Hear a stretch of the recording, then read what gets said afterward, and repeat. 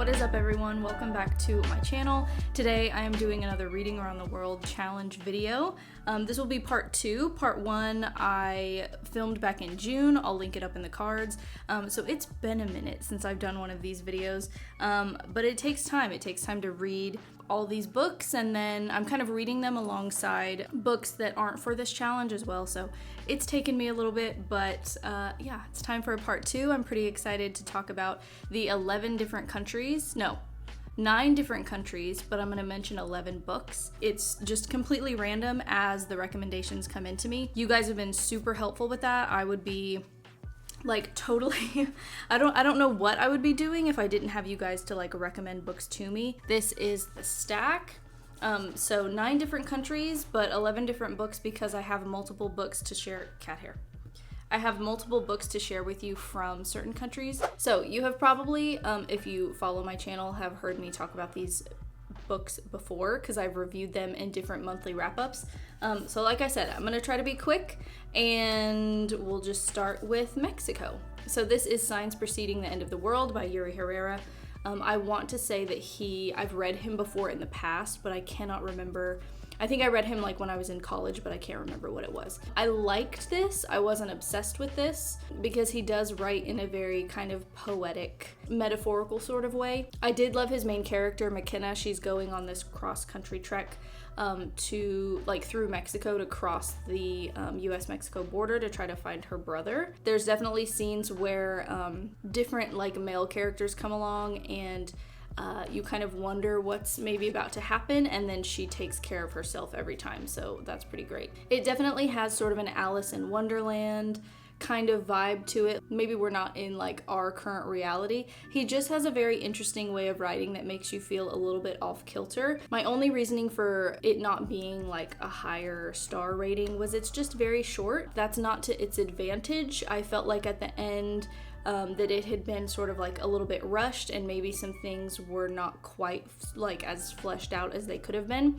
So I do think it actually would have benefited from being longer. But that's really my only complaint. Otherwise, I really enjoyed it. Moving on to South Korea, we have Untold Night and Day by Bae Sua.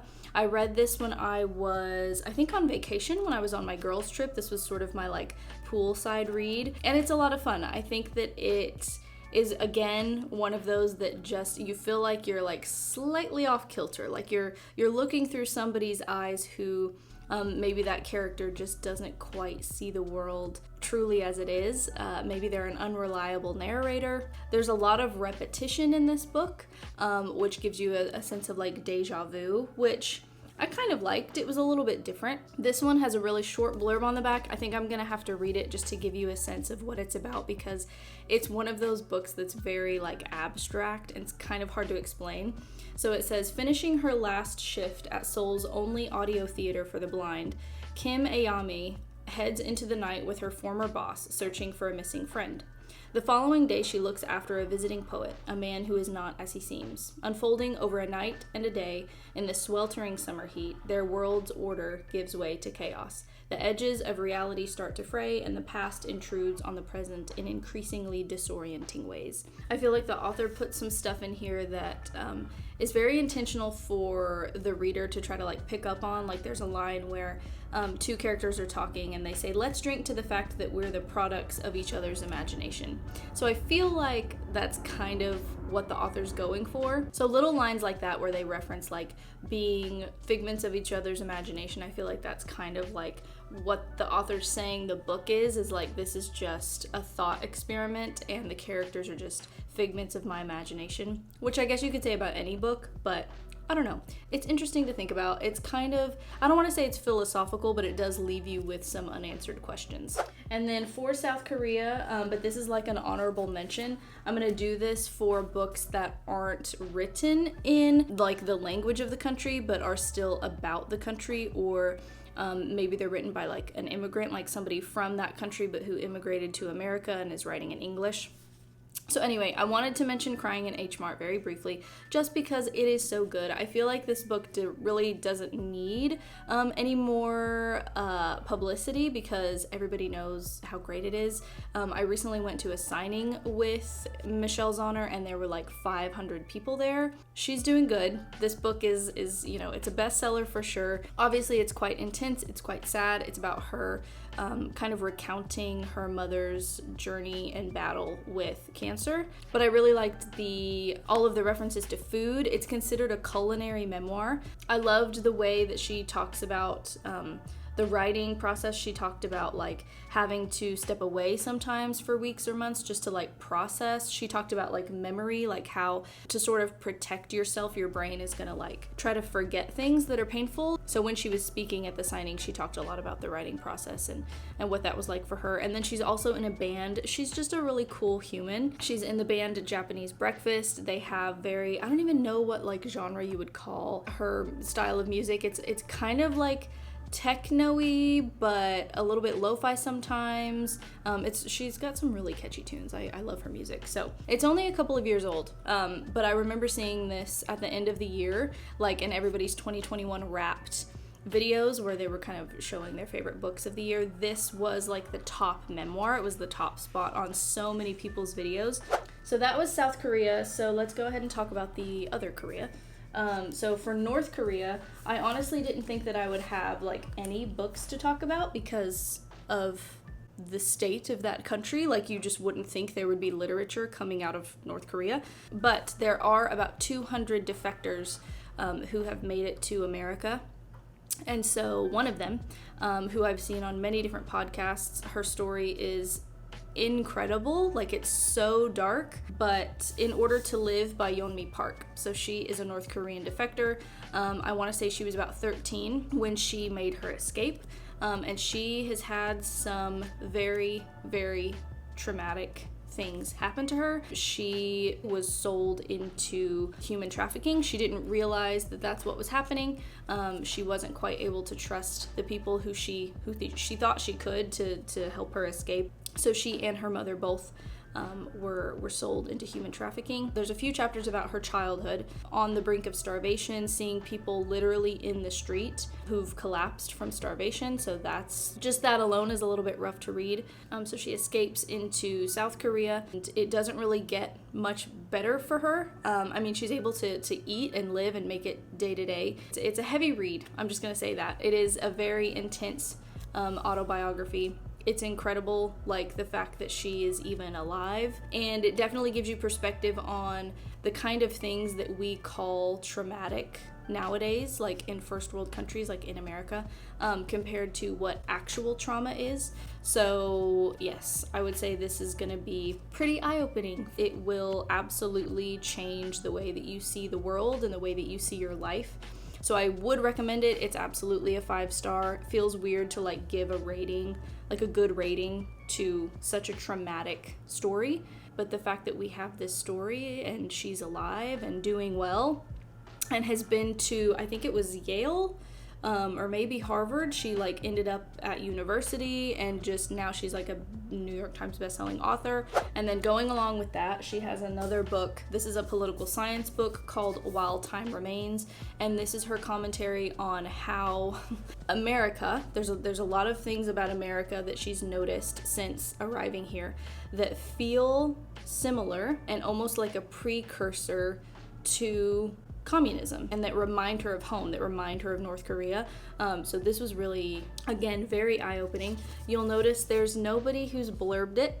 Nobody wanted to give any sort of recommendation. It's almost like an anti-woke book in a lot of ways. So many good points in here. Obviously, you can see that I've got quite a few tabs in here. It's just an interesting read, because a lot of this, at least for me, was things I've thought and felt but not really been able to put into words. It's just so incredible to see things from somebody's perspective, like seeing America through somebody else's eyes who didn't grow up here, who can really put perspective on things. So this was incredible. I'm not even like a political science reader. Like, I don't ever read books like this. I only read this because it was her and I was obsessed with her memoir. But this was incredible, and I feel like this is a must read for every American. I'll say that. That's a big statement, but I'm gonna stick by that. Now maybe let's switch gears into something that is a lot happier, a lot more lighthearted, a lot more just like sweet, something that's a lot more kind of wholesome. And that's The Summer Book by Tove Jansson. This is for Sweden. This is about a grandmother and her 6-year-old granddaughter just enjoying the summer, pretty much. I mean, that's basically what it's about. They are living on this tiny little island in the Gulf of Finland. I'm gonna have to read the blurb to like remind myself. It says, gradually, the two learn to adjust to each other's fears, whims, and yearnings for independence, and a fierce yet understated love emerges. One that encompasses not only the summer inhabitants, but the island itself, with its mossy rocks, windswept firs, and unpredictable seas. I want to say this was sort of autobiographical, like semi-autobiographical. It's very much like, it almost reminds me a little bit of like Mary Oliver's poetry, because there's a lot of nature, like nature descriptions.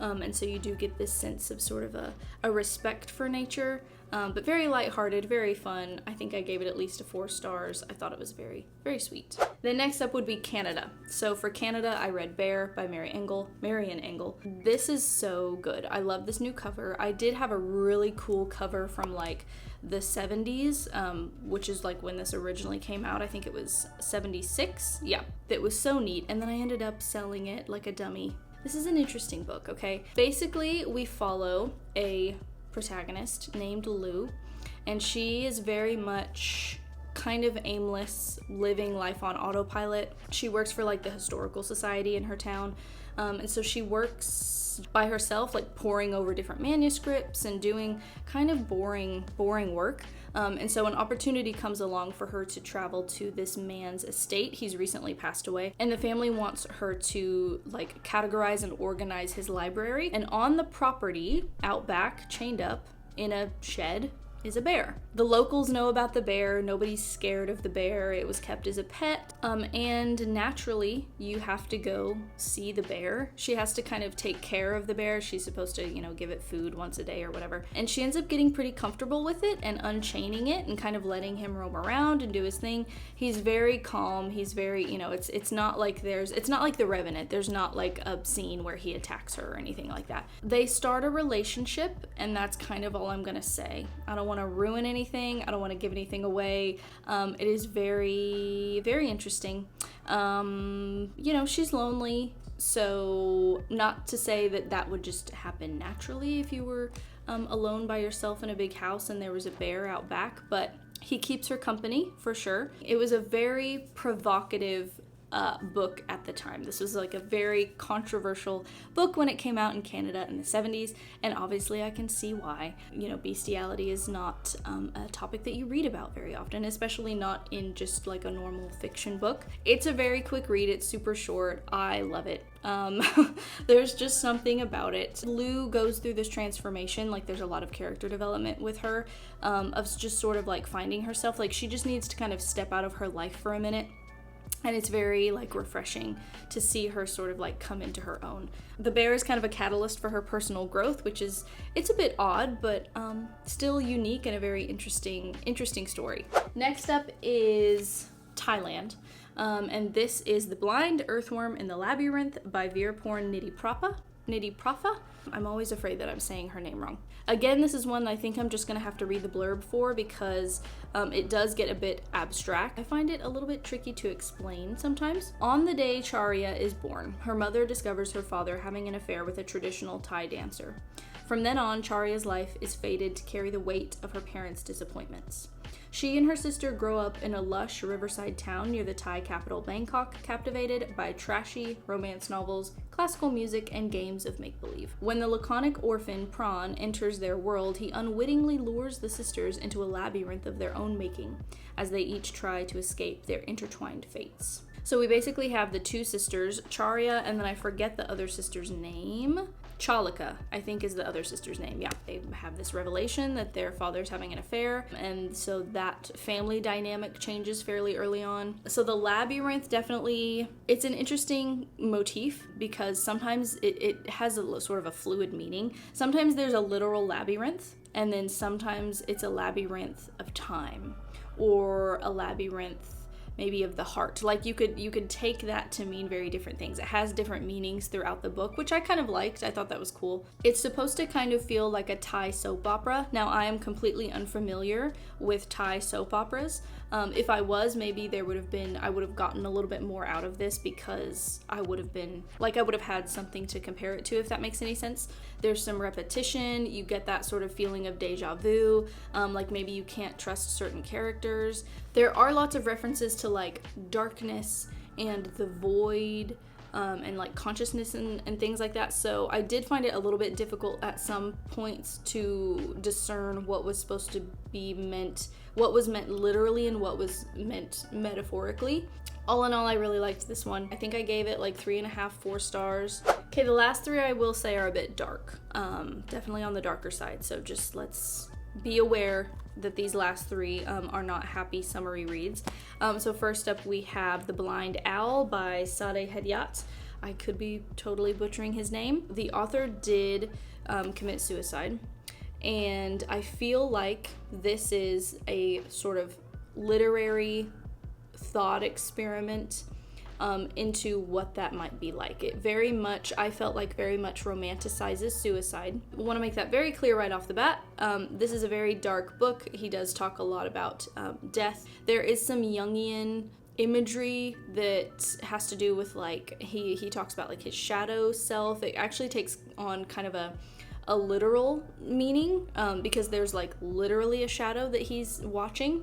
The narrator feels very much trapped. He's very much depressed. He's recently lost somebody very close to him, so that's not helping the situation. It is one of those books that the character really just has no hope for humanity. He doesn't really have a lot of will to keep on going anymore. So I will say, if you're looking for something like that, that's kind of dark and intense and emotional, then you'll like this one. But I would stay away if that's something that might trigger you, because it is very hopeless feeling. So be aware of that. And this was for Iran. Then for Hungary, we have The Tragedy of Man by Imre Madak. Totally butchering that name. This is the author's perspective on Adam and Eve and their being tempted by Lucifer, because it's just a one-act play. The first scene takes place in heaven. Lucifer is not yet a fallen angel. And then scene 2 takes place in paradise. And he is a fallen angel, and so we see him tempting Adam and Eve. And then the rest of the book is basically him putting Adam and Eve to sleep, so that he can show them these visions, these grand visions of, if they would just eat, from the tree of knowledge, look at what they're missing out on. So there's a couple of scenes where he makes Adam a pharaoh. He takes them like throughout history at different points and shows them the power that they could have. It definitely has Faustian sort of vibes. It is very much, I would imagine it would have been inspired by that. I don't remember when Faust came out though, because this was published a long time ago. This came out in like the 1860s. Maybe it's not. I don't remember how old Faust is. I'll have to look that up. This was incredible when you think about it being translated into English and them keeping some of the, because some of the lines rhyme. So to be able to keep like the context of what's happening with also keeping a rhyme scheme is just incredible to me. This challenge has definitely given me a mad respect for translators and what they're able to do. This was really cool, and the author really didn't write anything else. I think he passed away just a couple of years after this was published. It was published in 1860 and he died in 64, so he was just kind of an unknown guy who popped up with this incredible story. Anyway, I thought it was great. All right, finally for Colombia, we have Magdalena, River of Dreams by Wade Davis. This is quite the chonker. I wanted to read something about Colombian history. So the Magdalena is like 1,000-mile long river that runs south to north, literally crossing the entire country. And each chapter almost feels like a little essay about a different aspect of Colombian history. So you've got a lot in here about coca leaves and cocaine, the exportation, Pablo Escobar, the cartel. Colombia is sort of synonymous with cocaine in a lot of respects, but there's a lot in here about the biodiversity of the country, which is incredible. There's like more bird species and plant species in Colombia than like any other country in the world. Davis talks a lot about like the pollution and stuff that's happening and how tainted the river is. There's a lot of violence, I will say. He doesn't sugarcoat any of the violence, so you do read a little bit about like torture and different things that the cartel was doing, particularly in like the 80s and 90s, which was like the height of like cocaine production. A lot about war and different battles that were fought.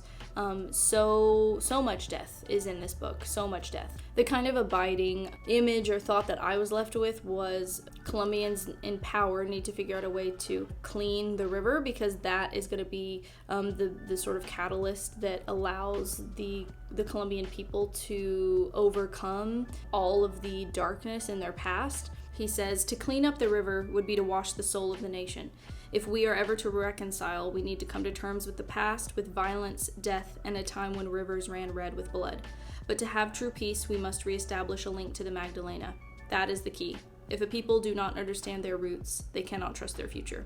This is probably one of the most quintessential books you could read on Colombian history, I would imagine, just because it does have so much in it.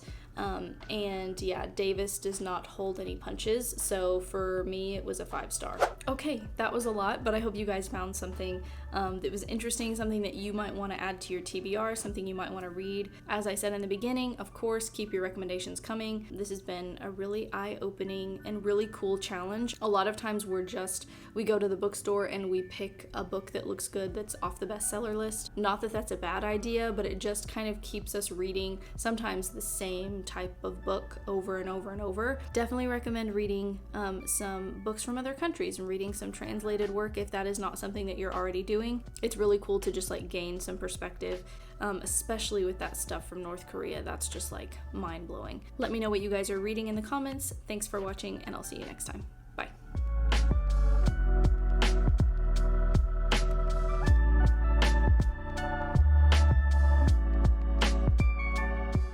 There's so much cat hair on these little post-it notes. Please ignore that. This, I just, Camera, quit biting the books. Thanks.